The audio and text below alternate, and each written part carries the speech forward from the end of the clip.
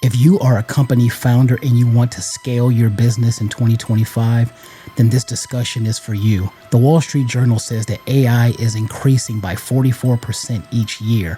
And as far as ghostwriting goes, it's at an all-time high and one of the fastest growing industries in the entire world. Most people are reporting six-figure incomes, which means AI ghostwriting is your best bet to scale your business if you are a founder in 2025. Let's talk about it. It's a dirty truth for Deante Young. Over the past 15 years, I've worked with so many different company founders, CEOs, business executives, and I've seen a common thread, and that's most business people and founders do not understand the rapidly changing world of, let's face it, social media and online business.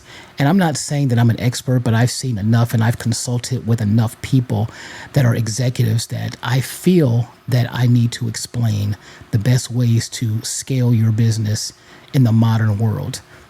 I think one thing that we really need to get clear first is that all of us are content creators. Even if you're not posting online, you are still a content creator because what you do in everyday life, that's still creating content. It's just the difference between publishing it and not publishing it. So I really think that when you want to take your personal brand to the next level, especially as a founder, we need to follow some really, really distinct rules to make sure that we are in the game. And as a company founder for Dirty Truth Publishing, I take this very, very seriously. So the number one thing you have to internalize is, like I said, all of us are content creators. We need to take advantage of that. And one thing I like to tell people is that when you think about the Fortune 500 companies, they're all on social media. When you think about the biggest stars in the world, they're all on social media. When you think about the wealthiest businessmen on the planet, the vast majority are on social media. So it's not just social media, but that's one of the ways that you can use and kind of exploit to scale your business. Now, AI has been very controversial in recent years, and for good reason. People are misusing AI and it's giving it a bad name. So I like to think of AI as a way to expedite things and create efficiencies in your workflow and in your business, because it's going to take you and everything you do to the next level. But we'll get to that. So in order to scale your business as a founder nowadays in this world we live in, there's a couple of other things we have to also internalize, and that is you don't have to know everything. And I'm sure that as a founder, sometimes it can feel hard to hire out. And then for other founders, it's easy to hire out. But I will tell you, there is a 4-step process that can take your business to an entirely different level. And we all want to make sure that we publicize our personal brand in a way where it serves us, because it's also going to serve our business. And so when it comes to social media, a lot of people think that it's one of those things you can just live without and do without, but I beg to differ, because the world has already changed. It's not changing, it's already changed, and it will rapidly go upward, and I want you to never be left behind. So I was looking at social media and I saw Mark Zuckerberg, Elon Musk, Bill Gates, Jeff Bezos, 4 of the most unbelievably creative, visionary, and transformative people in the history of the universe, and also a net worth into the cajillions, and they are all on social media. Why is that? They can afford traditional media. They can go and put up the biggest billboards in Times Square. They can go and get Super Bowl ads. They can go on television, on CNN, on ESPN, on ABC, whenever they want to. Why are they on social media? A place that's free. The platforms are free. I tell you why. Because they can control the narrative. They can build their brand in the way that they want to, even if they have someone that's working for them. And you as a founder have to internalize that. I was looking at Will Smith. Will Smith, one of the biggest stars in Hollywood. And I see that he is always doing podcast interviews. What does that say to you as a founder? Will Smith can get on any channel he wants to. If he wanted to go in and slap somebody on ESPN, they would let him come on. Maybe not slap someone, but they would let him come on and say his piece. Same thing with Deante. But they are both on social media, very active on social media. Kevin Hart, one of the biggest movie stars, one of the biggest comedians in history, one of the most profitable human beings in the universe, and he has a podcast network. So what does this mean for you as a founder? Well, it means you need to follow suit. Get on the gravy train that is today's business online. So social media provides a very unique angle. It drives traffic to what you have to say. I personally recommend that anyone, especially someone with the expertise and the experiences of company founders, to utilize their life story, your backstory, as a powerful tool. It's kind of a recruiting tool because people like to do business with people they know, like, and trust. We all know that. That's a common thing to know. Also, when you do business with people you know, like, and trust, typically you're going to come off as relatable. No one likes to see someone up in the clouds that look like they're the model of perfection. And so by using your backstory and the hardships, the challenges, the setbacks, all the things that just sucked about your life, using that to your advantage in your social media content, you're going to go further faster. And I like to always think of it as this is a great way to kind of stay above the fray. Now, when it comes to AI is phenomenal. I like to compare AI to a car going cross country and an airplane going cross country. So a car is going to get you cross country eventually. An airplane is going to get you across country indefinitely, and it's going to be quicker, faster, more efficient. You can do things on the airplane that, quite frankly, you can't do in a car. And that makes it more efficient. You're saving time and everything else. It might seem like it's cheating if you're on an airplane versus a car, but we don't think of it that way because we're so used to airplanes and used to cars. AI is something that's so new that we're still trying to figure out all the things that it can do. Now, I got to be honest, full disclosure, when I first heard of AI, I was really, really interested at the things that it could do, but I was also thinking, man, I hope this does not replace human interaction. And it won't, because when you use AI, you're using it as an accelerant, not to do the work. And so as a founder, it would be in your best interest to get a ghostwriter, because ghostwriters, a premium ghostwriter, they can take your content, things that you don't even think of as content, and scale that. That's the things that I've done with so many clients, and I will do with even more clients because it just makes good sense. And it makes all types of efficiencies show up in your business. And again, you can do things further, faster, quicker. It's like if I wanted to go to California from Ohio, it's going to take me several days, maybe even a week, because I'm going to have to stop, because that's like over 2,000 miles. But you take an airplane, you're going to get there in a few hours, and you don't even have to stop. You can go nonstop. And that's the difference with AI and just doing things manually. When I wrote my third book, Winning is for Losers, I interviewed 17 different people. They were entrepreneurs, business people, company founders, fitness coaches, you name it, public figures. And it took me months to just write everything manually from the reference videos that I used to interview people. And I would type that out, have to pause the video and make sure that I got everything that was said. And when I didn't get everything that was said, I had to go back and redo this. And it was just a very tedious and time-consuming situation. This was in 2021. That continued on when I ghost wrote books for other people and also interviewed people in the process of those ghostwriting books. It still took me months. Here's the thing.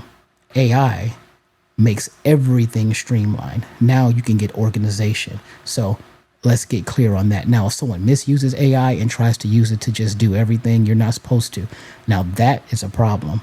And I look at AI in a way that I look at a child who is extremely talented and is like a genius. It might be the child might be 10 years old. They may be a whiz kid beyond anything. Know everything, is so scientific in the way they think. And yet you still kind of have to hold their hand to cross the street. if that makes any sense. So think of AI as a genius child that's 10 years old, 8 years old.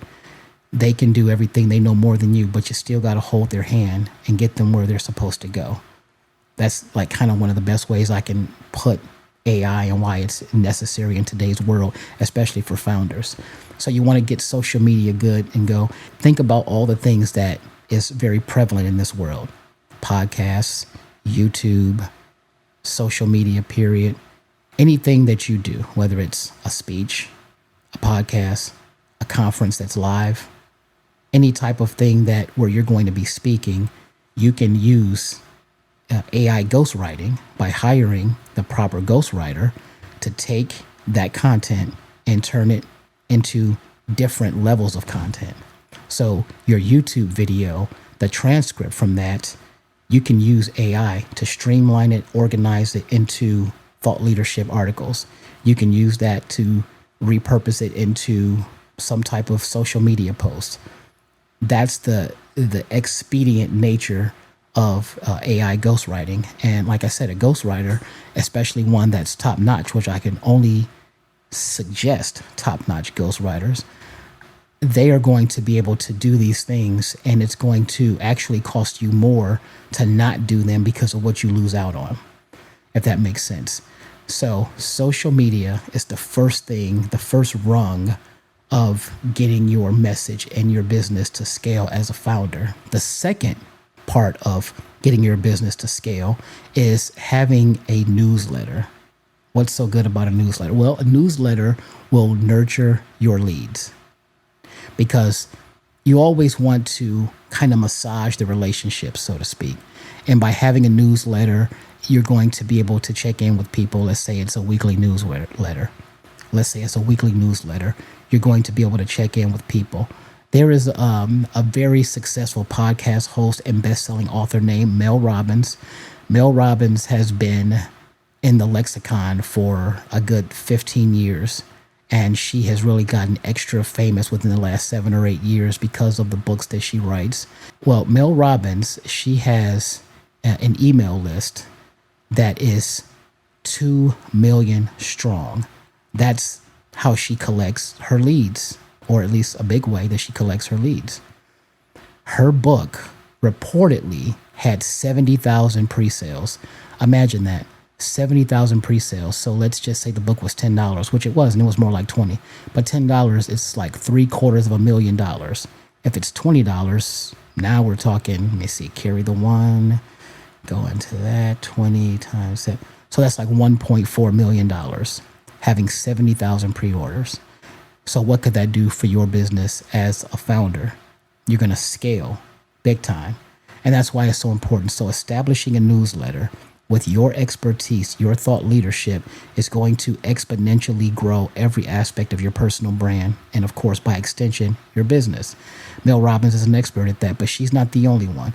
There are several. Another one of my favorites is a man named James Clear. So James Clear is the author of the amazing best-selling book, Atomic Habits. And I bought that book, I believe it was 2018. And that book is really an outlier, but it's something that's also a phenomenon. And he has not written a book since, at least nothing that I've seen.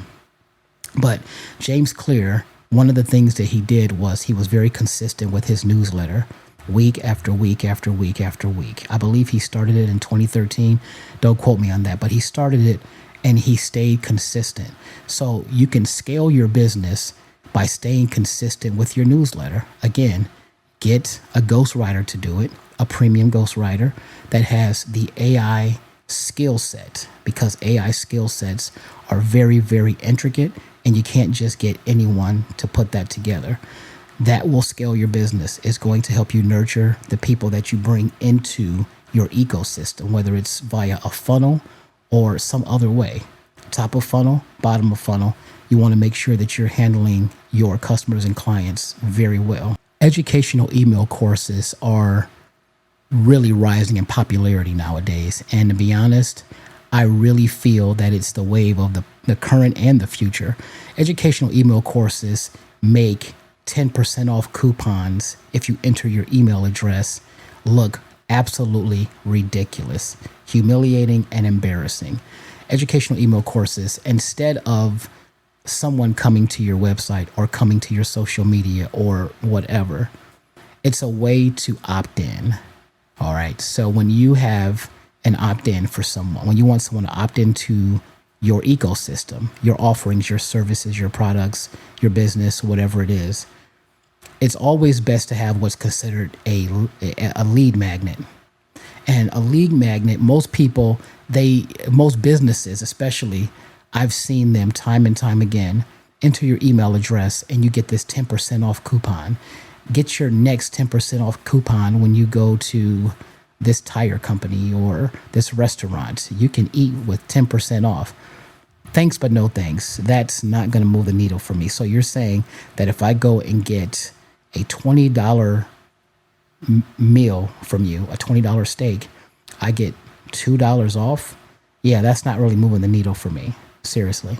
So it's better to educate people, and educational email courses are really all the rage, and I feel like they're here to stay. So what that is you can have, for example, a 5-day educational email course like I do. I have one on self-publishing, and there are a few others that I'm developing. But it's one of the ultimate lead generation systems because people, they go and they see something. And let's just say, as a founder, you have excellent expertise on a particular topic. That's your thought leadership.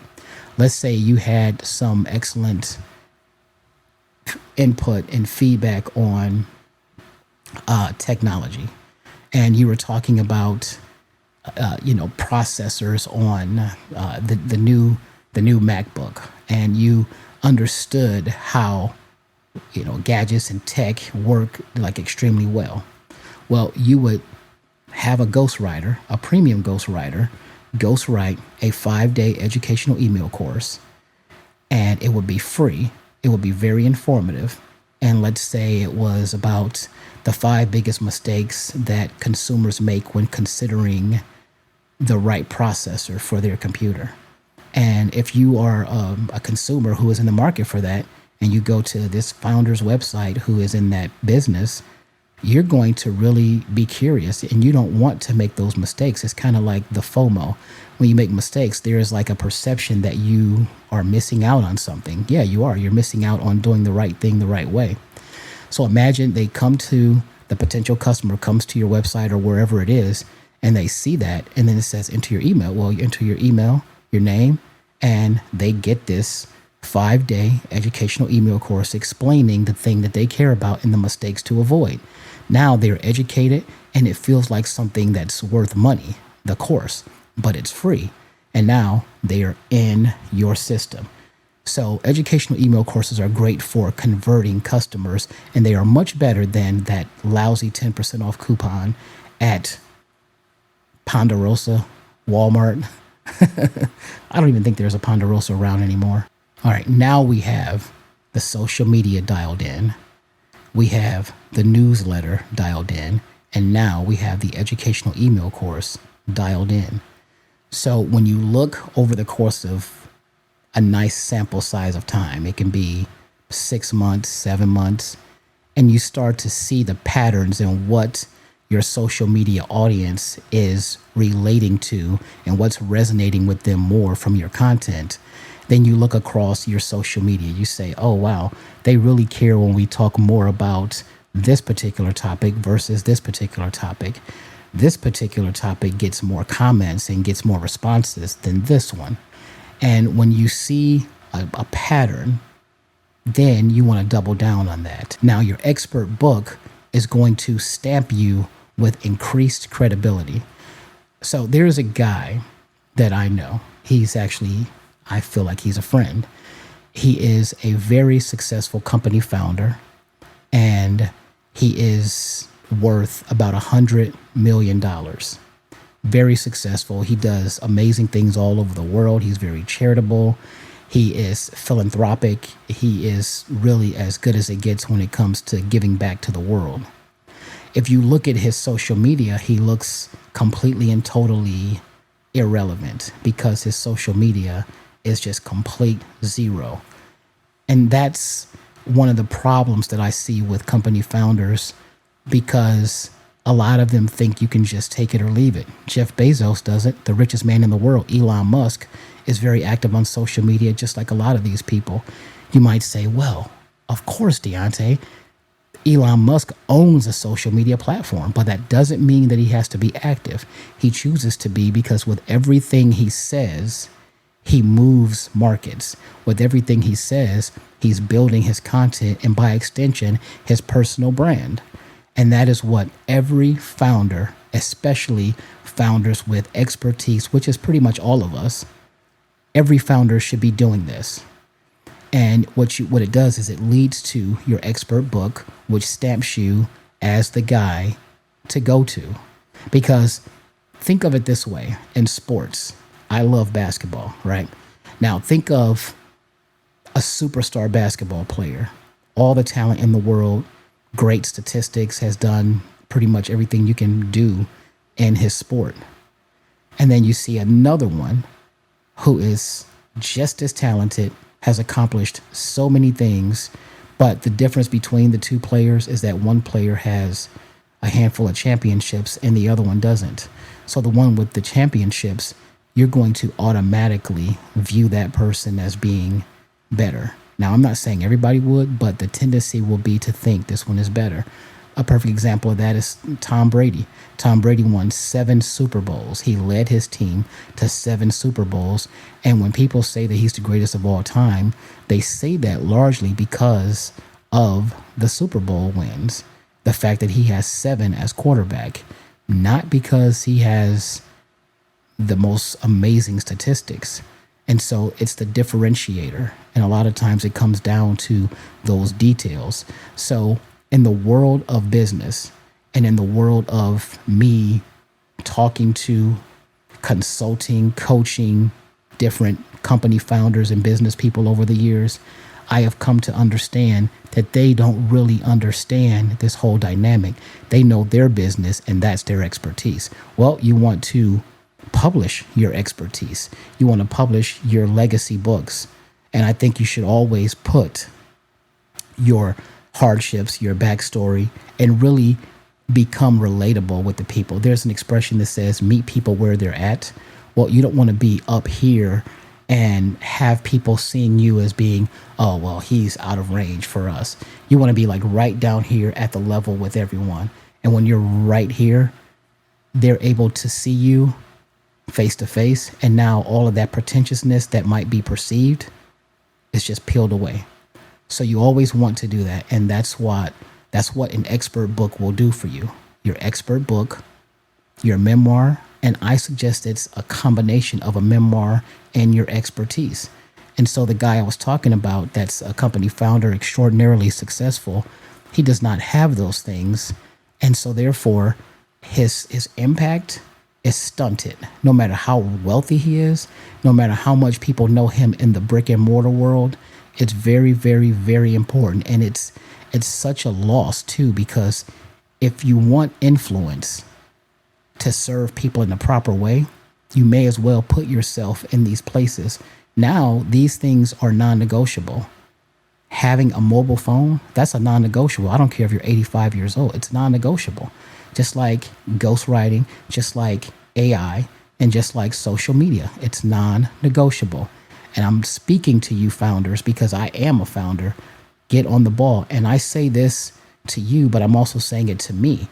I can do so much better, but we have to have that awareness. Just to drive home the point of the power of an expert book, there is the great Tony Robbins.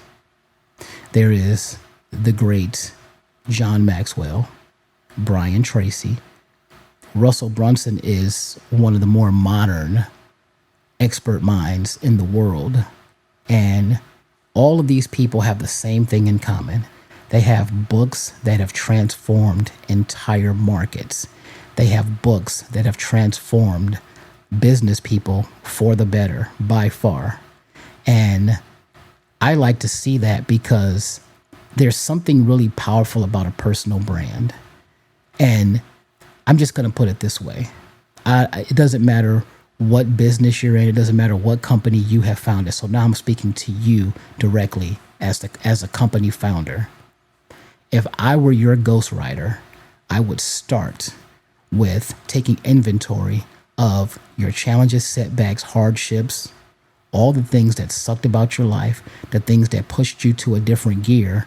I would take inventory of that, I would list it out, and I would take that and repurpose it into so many different things, whether it's social media content, particularly for LinkedIn and X, possibly Instagram. I would repurpose it for TikTok because there is a real audience there. I would repurpose it into a great newsletter that would come out weekly. I would repurpose it into an educational email course, and I would repurpose it into ultimately a book, because a book is one of the most valuable assets that any of us can have, especially as company founders. That's what I would do if I were your ghostwriter. And I would use AI to expedite that process extraordinarily. The other part is it would allow me to create content for you so much quicker. And the best part is that AI would do about 80% of it, but the refinement comes in the last 20%. That's the part that there is a disconnect between technology and human nuance. That's what I would do if I were your ghostwriter. And so I may be your ghostwriter. I may be who you're looking for, or I may be the person that leads you or inspires you to go to the person that you're really looking for. But I say it's mandatory to do this. I think about the big corporate brands, the multinational corporations. Just the other day, I was looking to order something, and I wasn't looking to order it because I wanted it. I was looking to order something online just to see what I would have to do to get this thing potentially. And so I did it with several different things. I did it with shoes. I did it with McDonald's or whatever. I said I was going to go and pick things up. I don't want you to ship it to me. And what I found was something really interesting. It was already what I knew, so it was a self-fulfilling prophecy. What I found is that when you try to order something, anything from a business online, and you say you're going to pick it up, so you don't need my address or anything to ship it to me because I'm going to pick it up, what's going to happen is that there's always going to be a place where you're going to have to enter your email address, your name, and sometimes your phone number. Why is that? Because if you want something delivered to you, or if you want to go pick it up, businesses know they have to retain you as a customer. We're not going to have you come here and get something and then let you leave. We want you to come here multiple times. So how do we do that?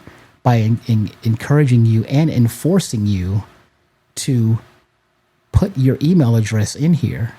Because with your email address, now we can keep talking to you. Now we get to have a two-way conversation, but we are going to start the conversation. And it just blew my mind, because even though I'm aware of that, but the fact that I actually did a deep dive and saw that, it was really interesting. I saw McDonald's on social media. McDonald's has a page, McDonald's Corporation, Mercedes-Benz, Gucci, Apple, the biggest brands in the entire universe are on social media. I don't care how wealthy you are, you're never going to be wealthier than these multinational corporations at the top of the ladder. So why is these multinational corporations on social media? Why? It's because you still have to be on a free platform, because that's where you really get to control the narrative and build your personal brand. You get to do things you can't do in traditional media. And you as a founder have to understand that, because by not doing it, it's an expensive mistake. Let me say that again. By not doing it, it is a very expensive mistake. And I'm just here to let you know, as a company founder to founder. So share your backstory. Share your dirty truth. Share the things that do not make you look perfect. Share things that make it look like that you don't have it together. Internalize that you are, in fact, a content creator, whether you like it, know it, or not. Because you know who needs you? All the people who have never heard of you. And this is the kind of thing that will change the fact and the idea that they have never heard of you. That is the dirty truth.